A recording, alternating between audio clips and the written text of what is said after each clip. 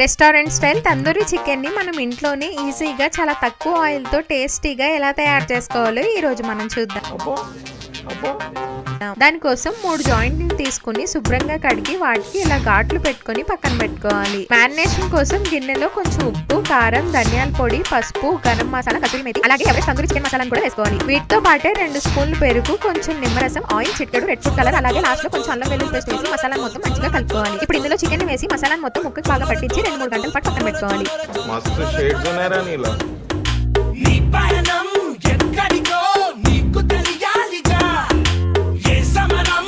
Chicken ని మైనేట్ చేసి ఎండ్లో పెట్టండి.